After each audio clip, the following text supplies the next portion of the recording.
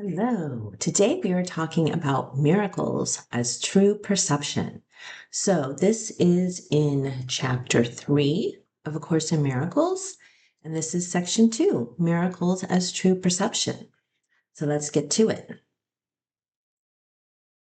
I have stated that the basic concepts referred to in this course are not matters of degrees.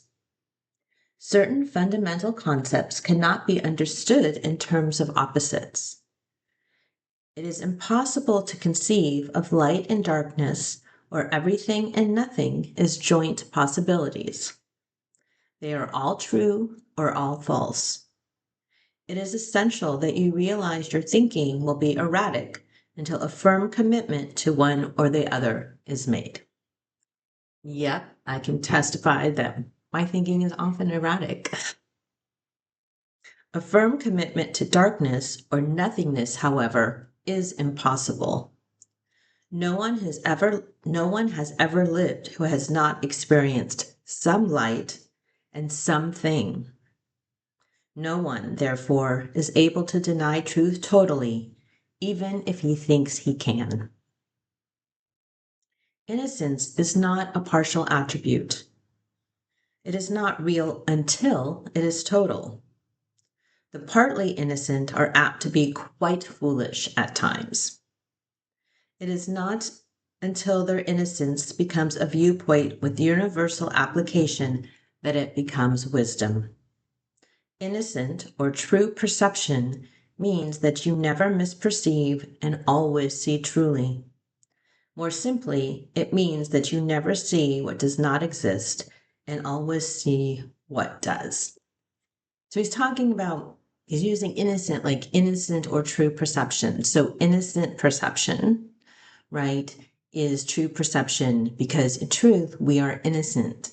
And when we're seeing from our innocence, then we are naturally going to see truth because now we're in the space of truth. And it means he never misperceives and always sees truly. So that goes back to, if you know the course, if you've read the teacher's manual, where it talks about the characteristics of God's teachers. And the second one is honesty, which is equated with consistency. So that's what he's talking about here right now, about having that consistent perception, which I think is something, that we'll all be working towards. When you lack confidence in what someone will do, you are attesting to your belief that he is not in his right mind. This is hardly a miracle-based frame of reference. It also has the disastrous effect of denying the power of the miracle. The miracle perceives everything as it is. If nothing but the truth exists, right-minded seeing cannot see anything but perfection.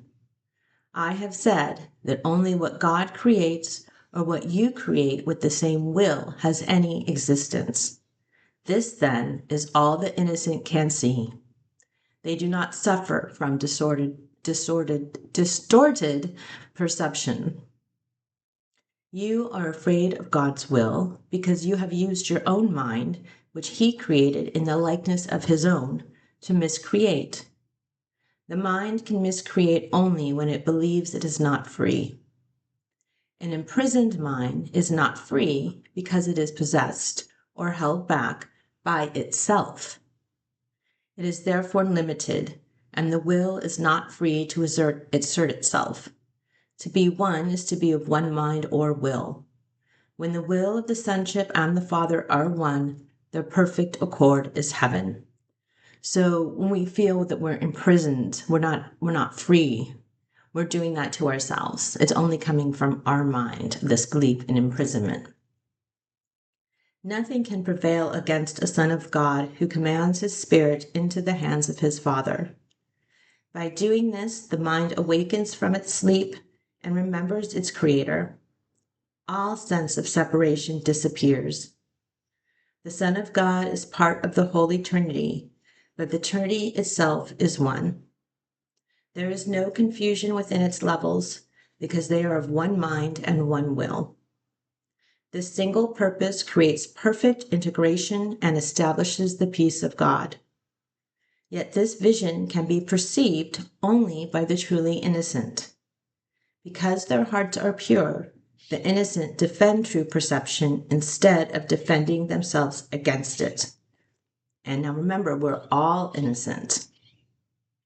Understanding the lesson of the atonement, they are without the wish to attack, and therefore they see truly. This is what the Bible means when it says, "When he shall appear or be perceived, we shall be like him, for we shall see him as he is." The way to correct distortions is to withdraw your faith in them and invest it only in what is true. So those distortions that we have, those misperceptions, the way to correct them is to stop putting our faith in them. Doesn't mean they don't pop up into our mind, but it means we see them and we say, no, that's not true. I'm going to give that to spirit because I know that's not the truth. That is a misperception. You cannot make untruth true. If you are willing to accept what is true in everything you perceive, you let it be true for you. Truth overcomes all error, and those who live in error and emptiness can never find lasting solace. If you perceive truly, you are canceling out misperceptions in yourself and in others simultaneously. Because you see them as they are, you offer them your acceptance of their truth so they can accept it for themselves. This is the healing that the miracle induces. Okay? So when we remember our innocence, when we remember who we are, then we are able to have innocent perception and see the truth and see what is really there. And then, so we see only the truth in our brothers, and that helps them recognize the truth in them. So it's just kind of, he's laying out how this works, how miracles work, how when we accept our innocence, it leads to miracles. So I hope you enjoyed this reading and that you join me next time for perception versus knowledge.